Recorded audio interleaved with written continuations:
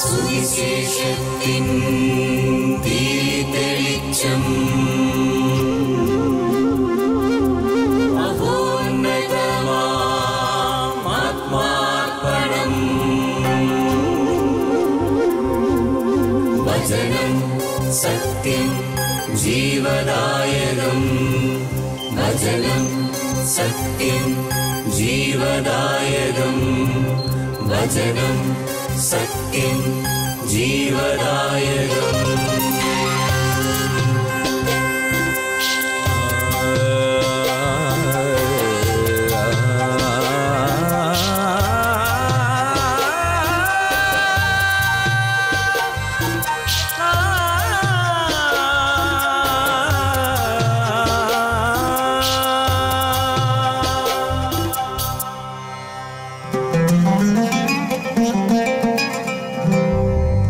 അധ്വാനിപ്പവർ തൻ സിരകളിലൊഴുകും ജീവൻ പകരും ദിവ്യഭോജനം.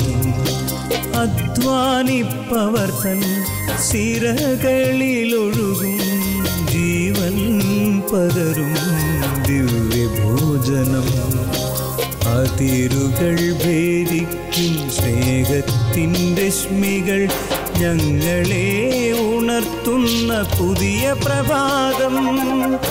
അതിരുകൾ ഭേദിക്കും സ്നേഹത്തിൻ രശ്മികൾ ഞങ്ങളെ ഉണർത്തുന്ന പുതിയ പ്രഭാതം. മന്ന മന്ന മന്ന.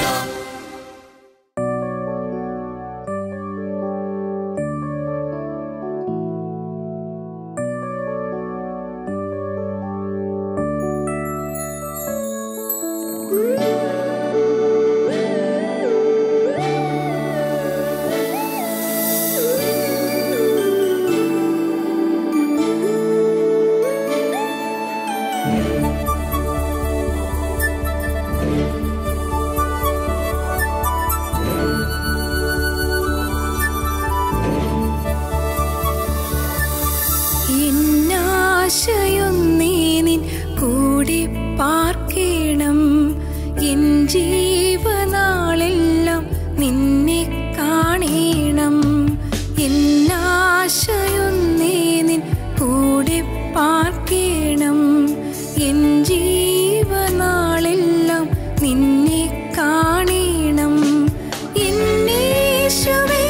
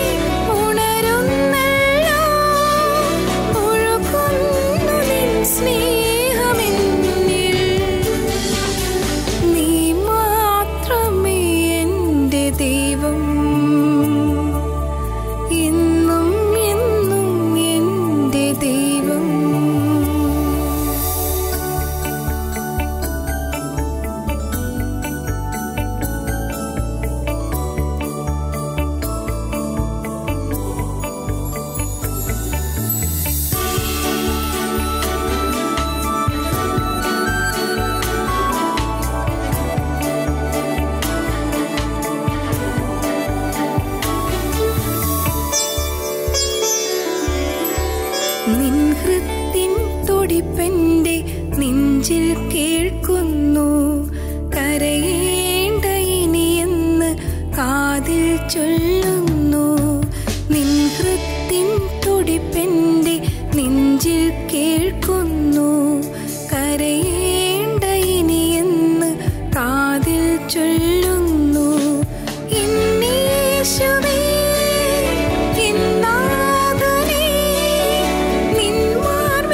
ചാരും നിലാ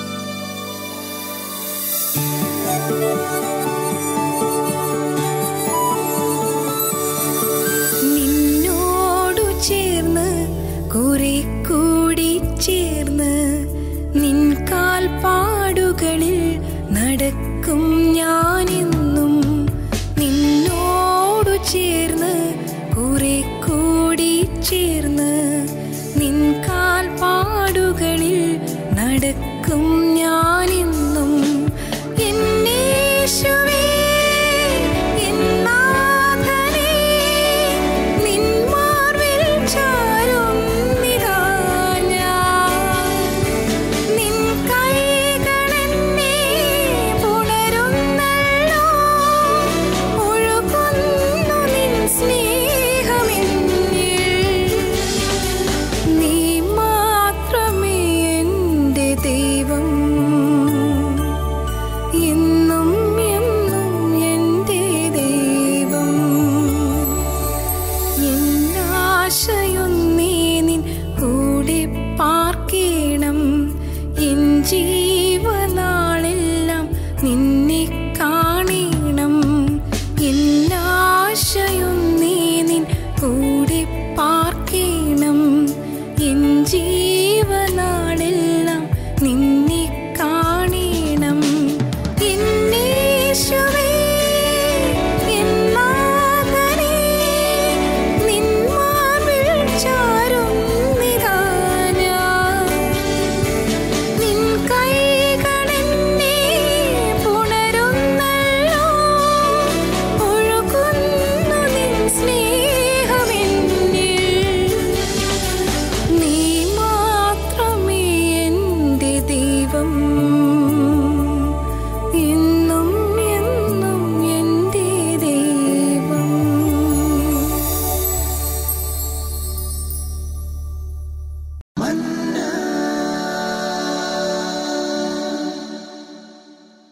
ഈശോമിശിഹായിൽ സ്നേഹമുള്ള സഹോദരി സഹോദരന്മാരെ,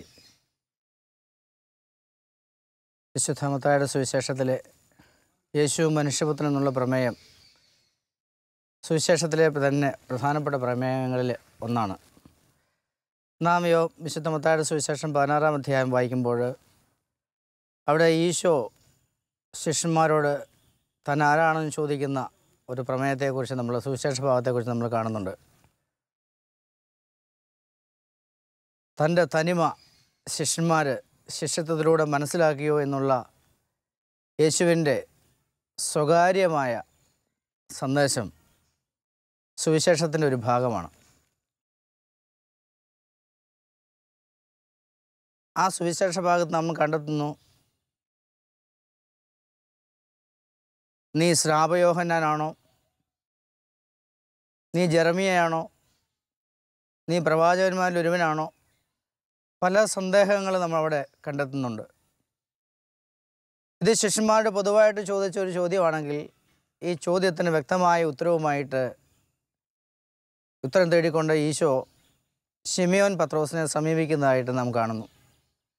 യോഹന്നാൻ്റെ പുത്രനായ ശിമിയോനെ, ഞാൻ ആരാണെന്നാണ് നീ പറയുന്നത്? അല്ലെങ്കിൽ നമുക്കറിയാം പത്രോസിനോട് വേറിട്ട ഒരു സമീപനം, ശിഷ്യത്വത്തിൻ്റെ വഴിയിൽ, പരിശീലനത്തിൻ്റെ വഴിയിൽ ഒരു വേറിട്ട സമീപനം പലപ്പോഴും പത്രോസും യേശുവും തമ്മിലുള്ള ബന്ധത്തിലും പത്രോസിനും യേശുവിനോടുള്ള ബന്ധത്തിലും ഉണ്ടാകുന്നുണ്ട്. ശിഷ്യന്മാർക്ക് വേണ്ടി പൊതുവായിട്ട് സംസാരിക്കുന്നയാൾ, ശിഷ്യത്വത്തിന് വേണ്ടി പൊതുവായിട്ട് സംസാരിക്കുന്നയാൾ, ദൈവരാജ്യത്തിൻ്റെ രഹസ്യങ്ങൾ വെളിവാക്കുവാനായിട്ട് പ്രത്യേകമായ ഇടപെടലുമായിട്ട് ശിഷ്യത്വത്തിൻ്റെ വഴിയിൽ വേറിട്ട് നിൽക്കുന്ന പത്രോസ് നമുക്ക് അജ്ഞാതനായ സുവിശേഷത്തിലൊരു കഥാപാത്രമാണെങ്കിലും പിന്നീട് നമ്മൾ സുവിശേഷം വായിക്കുമ്പോൾ യേശു രഹസ്യങ്ങൾ മനസ്സിലാക്കുമ്പോൾ പത്രോസിലൂടെയാണ് ഒത്തിരിയേറെ ദൈവരാജ്യത്തിൻ്റെ രഹസ്യങ്ങൾ വെളിവാക്കപ്പെടുന്നതായിട്ട് നമ്മൾ കണ്ടെത്തുക. യോഹന്നാൻ്റെ പുത്രനായ ശിമിയോന്, നീ എന്നെ സ്നേഹിക്കുന്നുവോ എന്ന് ചോദിച്ചത് പത്രോസിനോടാണ്. ഞാൻ ആരാണെന്നാണ് നീ പറയുന്നത് എന്ന് ചോദിച്ചത് പത്രോസിനോടാണ്.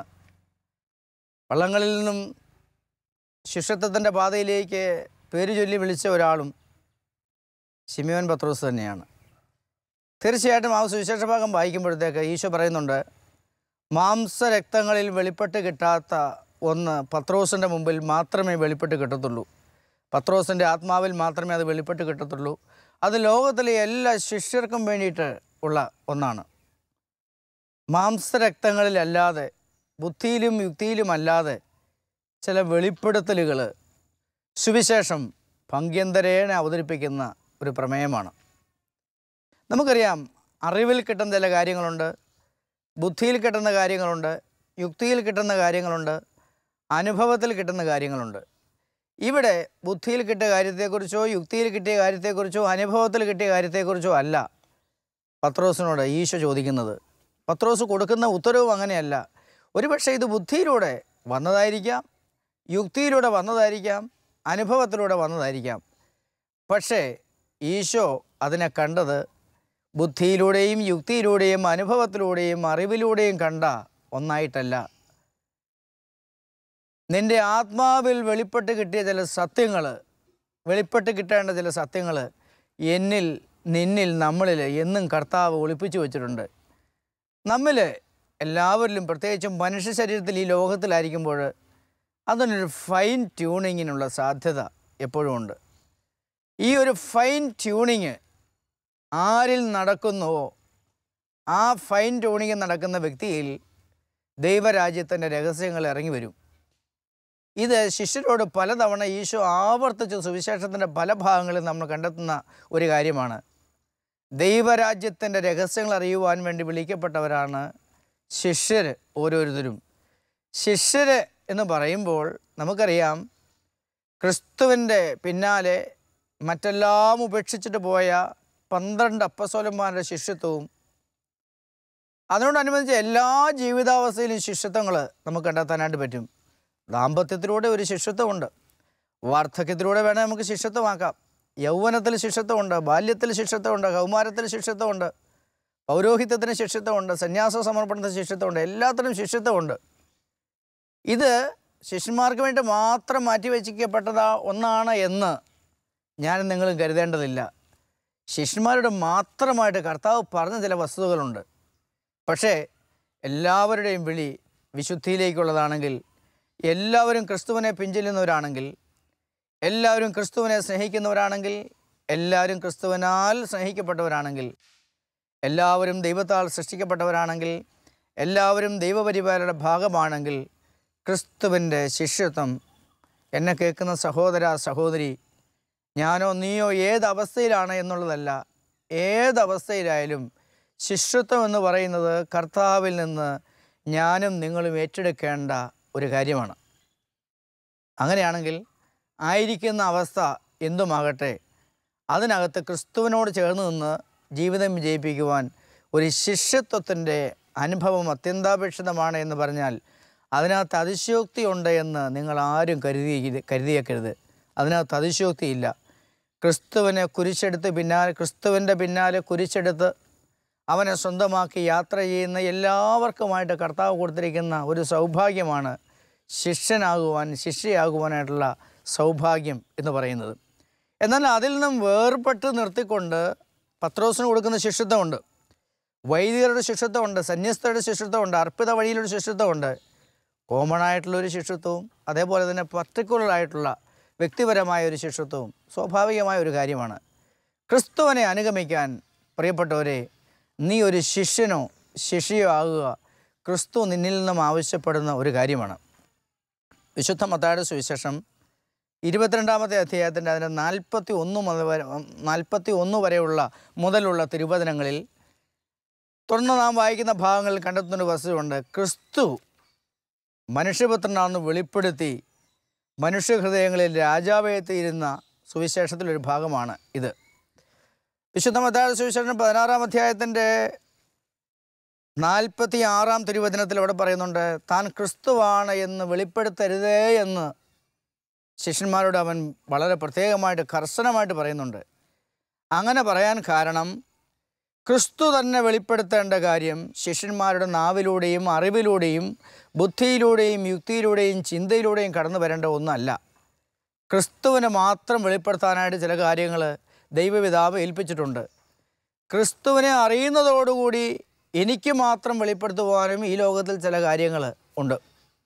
നിങ്ങൾക്ക് ഓരോരുത്തർക്കും ഉണ്ട്. മകൻ്റെ മുമ്പിൽ വെളിപ്പെടുത്താൻ, മകളുടെ മുമ്പിൽ വെളിപ്പെടുത്താൻ, ഇടവകയിൽ വെളിപ്പെടുത്താൻ, സാമൂഹിക ജീവിതത്തിൽ വെളിപ്പെടുത്താൻ, കുടുംബത്തിൽ വെളിപ്പെടുത്താൻ, ജീവിത പങ്കാളിയുടെ മുമ്പിൽ വെളിപ്പെടുത്താൻ, മക്കളുടെ മുമ്പിൽ വെളിപ്പെടുത്താൻ, അധ്യാപന ശുശ്രൂഷയിൽ വെളിപ്പെടുത്താൻ, അധ്വാന ശുശ്രൂഷയിൽ വെളിപ്പെടുത്തുവാൻ. ക്രിസ്തുവിനെ അറിയുന്നതോടുകൂടി ഒരു വെളിപാടിൻ്റെ അനുഭവം എനിക്കും നിനക്കും നമുക്കും ഉണ്ടാകും. പ്രിയപ്പെട്ടവരെ, പത്രോസിനോട് ശിഷ്യന്മാരോട് ഈശോ കർശനമായിട്ട് വിലക്കിയിരിക്കുന്ന ഒരു കാര്യമാണ്. ഞാൻ എൻ്റെ ജീവിതത്തെ വെളിപ്പെടുത്തുവാനായിട്ടുള്ള സമയമാകുമ്പോൾ കർത്താവിൻ്റെ മഹത്വം, ദൈവത്തിൻ്റെ മഹത്വം എന്നിലേക്ക് കയറിക്കൂടും. ദൈവത്തിൻ്റെ മഹത്വം എന്നിലേക്ക് കയറിക്കൂടി കഴിഞ്ഞാൽ എന്നിലൂടെ വെളിപ്പെടുത്തൽ ഉണ്ടാകും. അങ്ങനെ മത്തായിയുടെ സുവിശേഷം 22-ാമത്തെ അധ്യായത്തിൽ ഈ വെളിപ്പെടുത്തലിൻ്റെ ഏതാണ്ട് ഒരു പൂർണ്ണാവസ്ഥ, പ്രത്യേകിച്ച് കുരിശിൽ വെളിപ്പെടുന്നതിന് മുമ്പ് ഒരു പൂർണ്ണ വെളിപ്പെടുത്തലിൻ്റെ അവസ്ഥ നമ്മളിവിടെ കണ്ടെത്തുകയാണ്. ക്രിസ്തു തന്നെ മിശിഹായായിട്ട് വെളിപ്പെടുത്തുന്നു. അതിൻ്റെ ഏതാനും ചില ഭാഗങ്ങൾ, ഏതാനും ചില രഹസ്യങ്ങൾ പത്രോസിനും ശിഷ്യന്മാർക്കും മുൻകൂട്ടി വെളിപ്പെടുത്തി കൊടുത്തു. പത്രോസ് അത് തിരിച്ചറിഞ്ഞ പത്രോസിനെ കർത്താവ് പ്രശംസിക്കുന്നു. ഇത് മാംസത്തിലും രക്തത്തിലും വെളിപ്പെട്ട് കിട്ടിയ ഒന്നല്ല, ഇത് ആത്മാവിൽ വെളിപ്പെട്ട് കിട്ടിയ ഒരു വസ്തുതയാണ്. നീ ക്രിസ്തുവിനെ രാജാവാക്കി അംഗീകരിക്കുക എന്നുള്ളത് ദൈവം നിന്നിൽ നിന്നും ആവശ്യപ്പെടുന്ന ഒരു കാര്യമായിട്ടല്ല. ദൈവത്താൽ ജനിക്കപ്പെട്ടവരും ദൈവത്താൽ വളർത്തപ്പെട്ടവരും ദൈവത്താൽ പരിപാലിക്കപ്പെടുന്നവരും ദൈവത്താൽ സംരക്ഷിക്കപ്പെടുന്നവരും എന്ന നിലയിൽ ഞാനും നിങ്ങളും ക്രിസ്തുവിനെ മിശിഹായായിട്ട് അംഗീകരിക്കേണ്ടതായിട്ട് ഉണ്ട്. ക്രിസ്തുവിനെ മിശിഹായായി, മനുഷ്യപുത്രനായി, ദാവീദിൻ്റെ പുത്രനായി അംഗീകരിച്ച 11-12 അപ്പസ്തോലന്മാരുടെയും ജീവിതത്തിലെ വലിയ മാറ്റങ്ങൾ നമ്മൾ കണ്ടെത്തുകയാണ്. ക്രിസ്തുവിനെ മിശിഹായായിട്ട് ഏറ്റെടുത്ത ശിഷ്യന്മാരുടെ ജീവിതം അപ്പാടെ മാറുക. ക്രിസ്തുവിനെ അറിയുന്നതോടുകൂടി അവർ ലോകത്തിൽ നിന്നും ഒരു വേർപെട്ട് നിൽക്കുന്ന അവസ്ഥയിലേക്ക് അവരായിത്തീരുന്നു. കുടുംബം വേണ്ടാതാകുന്നു, ജീവിത പങ്കാളി വേണ്ടാതാകുന്നു, സ്ഥാവര ജംഗമ വസ്തുക്കൾ വേണ്ടാതാകുന്നു, ഭൂമിയിലെ സുഖങ്ങളും സന്തോഷങ്ങളും വേണ്ടാതാകുന്നു, ഭൂമിയുമായി, കുടുംബവുമായി, ശരീരവുമായിട്ട് ബന്ധപ്പെട്ട എല്ലാ സുഖങ്ങളും വേണ്ടാതാകുന്ന ഒരവസ്ഥയിലേക്ക് ശിഷ്യന്മാരെ കർത്താവ് രൂപപ്പെടുത്തി എടുക്കുന്ന അനുഭവമാണ് പ്രിയപ്പെട്ടവരെ ക്രിസ്തുവിനെ സംബന്ധിച്ചിടത്തോളം ഒരു മിശിഹായാകുന്ന രഹസ്യത്തിൻ്റെ വെളിപ്പെടുത്തൽ എന്ന് പറയുന്നത്. ക്രിസ്തുവിനെ മിശിഹായായിട്ട് അംഗീകരിക്കുന്ന ഒരാൾ, ക്രിസ്തുവിനെ രാജാവായിട്ട് അംഗീകരിക്കുന്ന ഒരാളിൻ്റെ ജീവിതത്തിൽ വളരെ പ്രകടമായ മാറ്റം ഉണ്ടാകും. ആ പ്രകടമായ മാറ്റം ഉണ്ടാകുന്നതിൻ്റെ തെളിവാണ് നമ്മൾ 12 അപ്പസ്തോലന്മാരിലും നമ്മൾ കണ്ടെത്തുന്നത്. പത്രോസിനെ വേറൊരാളാക്കി മാറ്റി, സാവൂളിനെ പൗലോസാക്കി മാറ്റുന്നു. നമ്മൾക്ക് ഏത് ശിഷ്യന്മാരുടെയും ജീവിതം പരിശോധിച്ചാലും അങ്ങനെ സ്വയം ക്രിസ്തുവിൻ്റെ മുമ്പിൽ വിട്ടുകൊടുക്കാൻ തയ്യാറാണെങ്കിൽ അവൻ നിന്നെ മാറ്റാനായിട്ട് തയ്യാറാണ് എന്നുള്ളത് സുവിശേഷത്തിൻ്റെ പ്രകടമായ രഹസ്യമാണ് പ്രിയപ്പെട്ടവരെ. ക്രിസ്തുവിൻ്റെ മുമ്പിൽ അവനെ മിശിഹായായിട്ട്, അവനെ രാജാവായിട്ട്, അവനെ എല്ലാമായിട്ട് അംഗീകരിക്കുന്ന ഒരാളെ അവൻ ക്രിസ്തുവിന് വേണ്ടിയിട്ട് മാറ്റും. അത് ക്രിസ്തുവിലൂടെ ദൈവപിതാവ് ഭൂമിയിൽ വരുത്തുന്ന ഒരു സമഗ്രമായ മാറ്റമാണ്, ഒരു സമൂലമായ മാറ്റമാണ്. ക്രിസ്തുവിനെ നീ ഏറ്റെടുക്കുന്നതോടുകൂടി ക്രിസ്തുവിൽ പ്രവർത്തിച്ച അതേ ആത്മാവ് എന്നിലും പ്രവർത്തിക്കാനായിട്ട് തുടങ്ങും. ക്രിസ്തുവിന് ആത്മാവ് രഹസ്യങ്ങൾ വെളിപ്പെടുത്തി കൊടുത്തതുപോലെ നമുക്കും ആത്മാവിൻ്റെ രഹസ്യങ്ങളുടെ വെളിപാടുകൾ, വെളിപ്പെടുത്തപ്പെട്ട അനുഭവങ്ങൾ ആവർത്തിച്ചായിട്ട് നമുക്ക് അനുഭവിക്കാനായിട്ട് പറ്റും. അതുകൊണ്ട് ഒരാൾ ക്രിസ്തുവിനെ ഏറ്റെടുക്കുക എന്ന് പറയുന്നത്, ക്രിസ്തുവിൻ്റെ സ്വന്തമാകുക എന്ന് പറയുന്നത്, ക്രിസ്തുവിനെ ജീവിതത്തിൽ എല്ലാമായിട്ട് അംഗീകരിക്കുക എന്ന് പറയുന്നത് അവൻ്റെ തനിമ തന്നെ മാറ്റിവെക്കേണ്ട ഒരവസ്ഥയിലേക്ക് ആയിത്തീരും. അതുകൊണ്ടല്ലേ പൗലോസ് പറഞ്ഞത്, ക്രിസ്തുവിനെ ഏറ്റെടുത്തോടി ഞാനല്ല ഇനി ക്രിസ്തുവാണ് എന്നിൽ ജീവിക്കുന്നത് എന്ന് നിർഭയത്വത്തോടു കൂടി സാക്ഷ്യപ്പെടുത്തുവാനായിട്ട് പൗലോസിന് സാധിച്ചത്. ഈ ഒരു മാറ്റമാണ് പൗലോസിൽ സംഭവിച്ചത്. ക്രിസ്തുവിനെ മിശിഹായായിട്ട് അംഗീകരിച്ചതോടുകൂടി അതുവരെ പ്രതികാരദാഹത്തോടുകൂടി, പ്രതികാര ബുദ്ധിയോടുകൂടി, പ്രതികാര വാഞ്ചയോടുകൂടി പ്രവർത്തിച്ച സാവൂള് എന്തായിട്ട് മാറി? ക്രിസ്തുവിനെ ഏറ്റെടുത്തോടി അവൻ ഒന്നും അല്ലാത്തതായിട്ട് മാറി. പിന്നെ ക്രിസ്തു പറയുന്ന പോലെ അവന് പ്രവർത്തിക്കാനായിട്ട് പറ്റത്തുള്ളൂ. അസൂയയില്ല, അഹങ്കാരമില്ല, വെറുപ്പില്ല, ജഡികതയില്ല, മാംസ മോഹങ്ങളില്ല, ലൗകികമായ താല്പര്യങ്ങളില്ല, ലോകവുമായിട്ട് ബന്ധപ്പെട്ട ഒന്നുമില്ല, ആരോടും പ്രതികാരമില്ല. തന്നെ വിചാരണ ചെയ്യുന്ന പടയാളികളോടോ, തന്നെ കുറ്റവിചാരണ ചെയ്യുന്ന രാജാക്കന്മാരോടോ, തന്നെ കോടതിയിലേക്ക് കൊണ്ടുപോയ ആൾക്കാരോടോ ഒരു പ്രതികാരമില്ലാത്ത ഒരു തരത്തിലേക്ക് ക്രിസ്തുവിൻ്റെ മരണം പരിശോധിച്ച് കഴിഞ്ഞാൽ നമ്മൾ കണ്ടെത്തുന്ന ഒരു രഹസ്യമല്ലേ, സാധാരണ ഏതൊരു വ്യക്തിയും തൻ്റെ ശരീരത്തിലേക്ക് വേദനകളും മുറിവുകളും ഏറ്റെടുക്കുമ്പോൾ ഒരു പ്രതികാര ബുദ്ധി സ്വാഭാവികമായിട്ടുണ്ടാകുന്നതാണ്. പക്ഷേ ഈ ക്രിസ്തുവിൽ മിശിഹാ രഹസ്യം ഉൾച്ചേർന്നിരുന്നുകൊണ്ട്, ക്രിസ്തു ലോകത്തിൻ്റേതല്ലാതിരുന്നത് കൊണ്ട് എന്തു സംഭവിച്ചു? ക്രിസ്തുവിൽ ഒരിക്കലും അവൻ്റെ ശരീരത്തിലോ മനസ്സിലോ ഇതര വികാരങ്ങളിലോ ചിന്തകളിലോ ഇതര താല്പര്യങ്ങളിലോ ഒന്നും പ്രതികാരത്തിൻ്റേതായ ഒരു മനോഭാവം ഉണ്ടായിരുന്നില്ല. കാരണം നമ്മൾ എത്രമാത്രം ലോകവുമായിട്ട് ബന്ധിച്ചു നിർത്തുന്നു, എത്രമാത്രം ഒരാൾ മിശിഹായിൽ നിന്ന് അകന്നു പോകുന്നു, മിശിഹാ രഹസ്യം അംഗീകരിക്കാതെയും ഏറ്റെടുക്കാതെയും അനുസരിക്കാതെയും വരുന്നു, അവൻ പിന്നെ ശരീരത്തിൽ കുടുങ്ങിപ്പോവും, അവൻ പിന്നെ ലോകത്തിലായി പോവും.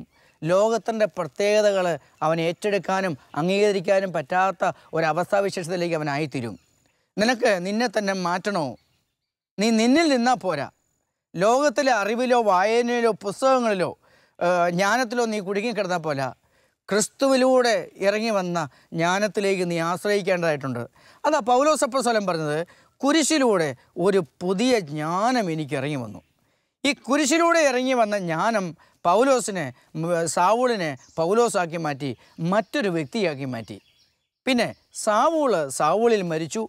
പിന്നീട് സാവൂളിൽ ജനിക്കുന്നത് പൗലോസായിട്ട് മാറുന്നത്. സാവൂളിൻ്റെ പേരിന് പ്രസക്തി ഇല്ലാതാകുന്നു, ജീവിതത്തിന് പ്രസക്തി ഇല്ലാതാകുന്നു, പേഴ്സണാലിറ്റി പ്രസക്തി ഇല്ലാതായിരുന്നു, സൽകീർത്തിക്ക് പ്രസക്തി ഇല്ലാതാകുന്നു, വ്യക്തിത്വത്തിന് പ്രസക്തി ഇല്ലാതാകുന്നു. പൗലോസിൽ ആര് കയറിക്കൂടി? ക്രിസ്തു കയറിക്കൂടി, ക്രിസ്തുവിൻ്റെ ആത്മാവ് കയറിക്കൂടി. ക്രിസ്തു എന്നിലും നിങ്ങളിലും നമ്മിലും കയറിക്കൂടി കഴിഞ്ഞാൽ പിന്നെ അവൻ്റെ ആത്മാവ് നമ്മുടെ ജീവിതത്തിൻ്റെ ഭാഗമായിട്ട് മാറുക. പിന്നെ ക്രിസ്തുവിൽ വെളിപ്പെട്ട ആത്മാവിൻ്റെ സ്വഭാവങ്ങൾ നമ്മൾ വെളിപ്പെടാനായിട്ട് തുടങ്ങും.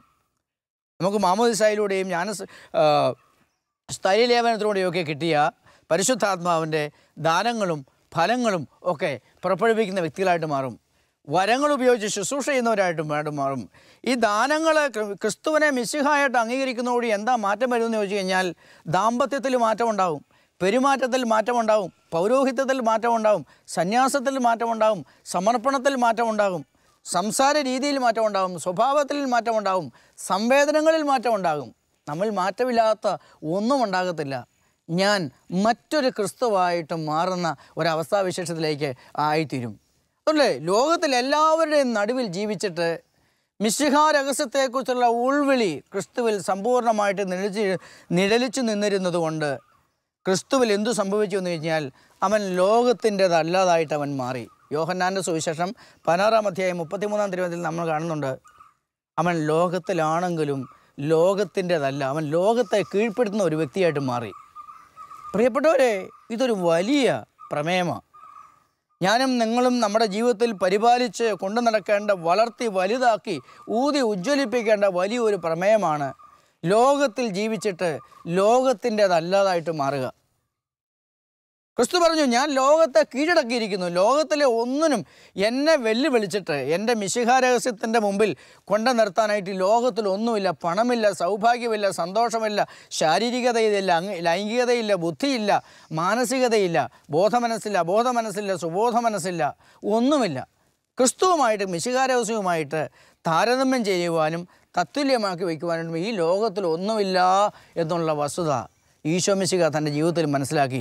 ഇത് തിരിച്ചറിഞ്ഞോ എന്നുള്ള ചോദ്യമാണ് ശിഷ്യത്വത്തിൻ്റെ വഴിയിലെ ചില പരീക്ഷണങ്ങളും ചില പരിഭവങ്ങളും ഒക്കെ ആയിട്ട് ക്രിസ്തു അവരുടെ മുമ്പിൽ പ്രിയപ്പെട്ടവരെ അവതരിപ്പിച്ചുകൊണ്ടിരിക്കുന്ന ജീവിത രഹസ്യം എന്ന് പറയുന്നത്. നിസ്സാരപ്പെട്ട ഒരു സംഗതിയല്ല. ഞാൻ എൻ്റെ പ്രാർത്ഥനയിലും ജീവിതത്തിലും ധ്യാനത്തിലുമൊക്കെ കണ്ടെത്തുന്ന ഒരു വസ്തുത, ഓരോ ദിവസവും ക്രിസ്തുവിനെ അറിയുന്നതോടുകൂടി അവരുടെ സ്വഭാവത്തിൽ മാറ്റമുണ്ടായി.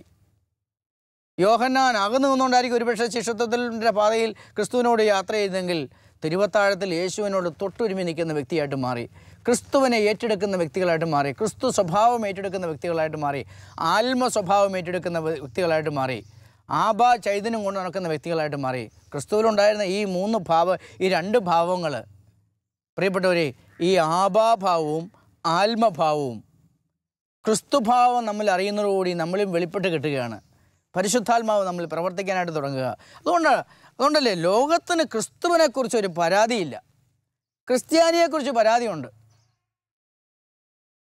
ക്രിസ്തീയ ധാർമ്മികതയനുസരിച്ച് ജീവിച്ചിട്ട്, ക്രിസ്തീയ മുദ്രാവാക്യം അനുസരിച്ച് ജീവിച്ചിട്ട്, ക്രിസ്തുവിൻ്റെ പരിശുദ്ധാത്മാവിനോട് ബന്ധപ്പെടുത്തിയ ജീവിതം നയിച്ചിട്ട് ഇവൻ ലോകത്തിൻ്റേതായിട്ട് മാറുന്നു എന്നുള്ള പരാതി എന്നെക്കുറിച്ചും നിങ്ങളെക്കുറിച്ചും നമ്മളെക്കുറിച്ചും നമ്മൾ ജീവിതം പങ്കുവയ്ക്കുന്നിടത്തുള്ള ഓരോ മനുഷ്യരെക്കുറിച്ചുള്ള ഒരു വസ്തുതയാണ്. ക്രിസ്തു 2000 കൊല്ലങ്ങൾക്ക് മുമ്പ് പറഞ്ഞ കാര്യത്തെ സംബന്ധിച്ച് ഒരു അപ്ഡേറ്റിങ് ഇനി ആരും നടത്തേണ്ടതില്ല. ലോകം ഇനി 10,000 വർഷം മുന്നോട്ട് പോയി കഴിഞ്ഞാലും ക്രിസ്തു പറഞ്ഞതിനേക്കാൾ കൂടുതലായിട്ട് ഒന്നും ഈ ലോകത്തിന് ആവശ്യമില്ല. ഏത് ചരിത്രത്തിനും, ഏത് സംസ്കാരത്തിനും, ഏത് ഭാഷയ്ക്കും, ഏത് രാജ്യത്തിനും, ഏത് കാലാവസ്ഥയ്ക്കും ക്രിസ്തു പറഞ്ഞ കാര്യം ആപ്ലിക്കബിളാണ്. എന്നാന്ന് ചോദിച്ചു കഴിഞ്ഞാൽ, ക്രിസ്തു സംസാരിച്ചത് ലോകത്തിന് വേണ്ടിയിട്ടല്ല, ക്രിസ്തു സംസാരിച്ചത് സ്വർഗത്തിന് വേണ്ടിയിട്ടാണ്. ക്രിസ്തുവിൻ്റെ ഭാഷ തന്നെ സ്വർഗത്തിൻ്റെ ഭാഷയായിട്ട് മാറുന്നു. ആ ഒരു മാറ്റം, മിശിഹാ രഹസ്യം ഏറ്റെടുക്കുന്ന വ്യക്തിയാകുക എന്ന് പറഞ്ഞാൽ അത് നിസ്സാരപ്പെട്ട ഒരു സംഗതിയല്ല. അതിനു വേണ്ടിയിട്ടാണ് 12 ശിഷ്യന്മാരെ കർത്താവ് പ്രത്യേകമായിട്ട് പരിശീലിപ്പിച്ചതെങ്കിൽ, പ്രിയപ്പെട്ടവരെ, ഈ മിശിഹാ രഹസ്യം സുവിശേഷത്തിലൂടെ, കൗദാശികമായ ജീവിതത്തിലൂടെ, സാമൂഹിക സാംസ്കാരിക ബന്ധങ്ങളിലൂടെ, കുടുംബ ബന്ധങ്ങളിലൂടെ, പൗരോഹിത്യ സമർപ്പിത അർപ്പിത വഴികളിലൂടെ മിശിഹാ രഹസ്യം കൊണ്ടു നടക്കാനായിട്ടുള്ളവരാണ് ഞാനും നിങ്ങളും ഓരോരുത്തരും. അതുകൊണ്ട് നമുക്ക് പ്രാർത്ഥിക്കാം. നല്ല ദൈവമേ, നീ ശിഷ്യന്മാരുടെ മുമ്പിൽ വെളിപ്പെടുത്തിയതുപോലെ ആത്മാവിൻ്റെ സ്വർഗരാജ്യത്തിൻ്റെ രഹസ്യങ്ങൾ ഞങ്ങളുടെ മുമ്പിൽ വെളിപ്പെടുത്തുവാനായിട്ട് മിശിഹാ രഹസ്യത്തെക്കുറിച്ചുള്ള ഓർമ്മപ്പെടുത്തൽ ഒരു തിരുനാളം പോലെ ഞങ്ങളുടെ മുമ്പിൽ എപ്പോഴും ജ്വലിച്ചു നിൽക്കുവാൻ ഞങ്ങളുടെ മേൽ കരുണയായിരിക്കാൻ നമുക്ക് ഈശോയോട് പ്രാർത്ഥിക്കാം. ലോകത്തിൻ്റെതായി കഴിഞ്ഞാലുണ്ടല്ലോ, നമ്മെ ലോകം അല്ലെങ്കിൽ സാത്താൻ കരിവേപ്പല പോലെ കൊണ്ടു നടക്കും. ഉപയോഗിച്ച് കഴിയുമ്പോൾ അവൻ നമ്മളെ തള്ളിക്കളയും. ക്രിസ്തുവിൻ്റെതായി കഴിഞ്ഞാൽ ഞാൻ പിതാവിൻ്റെതാണ്, ക്രിസ്തുവിൻ്റെതായി കഴിഞ്ഞാൽ ഞാൻ പരിശുദ്ധാത്മാവിൻ്റെതാണ്, ക്രിസ്തുവിൻ്റെതായി കഴിഞ്ഞാൽ ഞാൻ സ്വർഗത്തിൻ്റെതാണ്. ഭൂമിയുടേതാകാനായിട്ട് ഞാനും നിങ്ങൾ നടത്തുന്ന വെമ്പൽ അവസാനിപ്പിച്ചിട്ട് ഭൂമിയിലേത് കുറച്ചു കാലം മാത്രമേ നമുക്ക് ആകാനായിട്ട് പറ്റത്തുള്ളൂ. ഒരു 60 കൊല്ലം, 70 കൊല്ലം, 40 കൊല്ലം, 80 കൊല്ലം, 90 കൊല്ലം, ഏറിയാൽ 100 കൊല്ലം, അല്ലെ അതിനപ്പുറത്ത് ഏതാനും വർഷങ്ങൾ കൂടി ശാശ്വതമായിട്ട്, നിതാന്തമായിട്ടും നിത്യമായിട്ടും നമ്മൾ സ്വർഗത്തിൻ്റേത് ആയിത്തീരുവാനായിട്ടുള്ളവരാണ്. സ്വർഗത്തിൻ്റേതായി തീരുവാനായിട്ടുള്ള എല്ലാ സാധ്യതകളും നമ്മുടെ ആത്മാവിൽ കർത്താവ് ശംസിക പരിശുദ്ധാത്മാവിൽ ഒളിപ്പിച്ചു വെച്ചിട്ടുണ്ട്. അത് കണ്ടെത്തി ശ്രേഷ്ഠതയോടെ ജീവിക്കുവാനായിട്ടുള്ള കൃപ എനിക്ക് നൽകണമേ എന്ന് നമുക്ക് ഈശോ തമ്പുരാനോട് പ്രാർത്ഥിക്കാം. നല്ല ദൈവമേ, സ്വർഗീയ കൃപാവരം ഉപയോഗിച്ചുകൊണ്ട്, പരിശുദ്ധാത്മാവിൻ്റെ ദാനങ്ങളും വരങ്ങളും ഉപയോഗിച്ചുകൊണ്ട് വിശുദ്ധിയോടെ ലോകത്തിൻ്റെതല്ലാതായി ജീവിക്കുവാൻ ഞങ്ങളെ ഓരോരുത്തരെയും അനുഗ്രഹിക്കണമെന്ന് നമുക്ക് പരിശുദ്ധാത്മാവോട് പ്രാർത്ഥിക്കാം. സർവശക്തനായ ദൈവം നമ്മെ ഓരോരുത്തരെയും ആശീർവദിക്കുകയും അനുഗ്രഹിക്കുകയും ചെയ്യട്ടെ, ഇപ്പോഴും എപ്പോഴും എന്നേക്കും. ആമേൻ. കുരിശ് രക്ഷയുടെ അടയാളമാണ്. സ്നേഹത്തിൻ്റെയും പങ്കുവെക്കലിൻ്റെയും മഹത്തായ അനുഭവം. ആ വലിയ രക്ഷയുടെ സാന്നിധ്യം നമ്മുടെ ജീവിതത്തെ സമ്പൂർണ്ണമാക്കട്ടെ. ഏവർക്കും ക്രിസ്തു സ്നേഹവും സമാധാനവും നേരുന്നു. പ്രാർത്ഥനയിൽ നമുക്ക് പരസ്പരം ഓർമ്മിക്കാം. നിങ്ങളുടെ അഭിപ്രായങ്ങളും നിർദ്ദേശങ്ങളും ഞങ്ങളെ അറിയിക്കാൻ മറക്കരുത്. eldroyvision.uae@gmail.com. ഞങ്ങളെ ഉണർത്തുന്ന പുതിയ പ്രഭാതം, അതിരുകൾ ഭേദിക്കും സ്നേഹത്തിൻ്റെ രശ്മികൾ. ഞങ്ങളെ ഉണർത്തുന്ന പുതിയ പ്രഭാതം,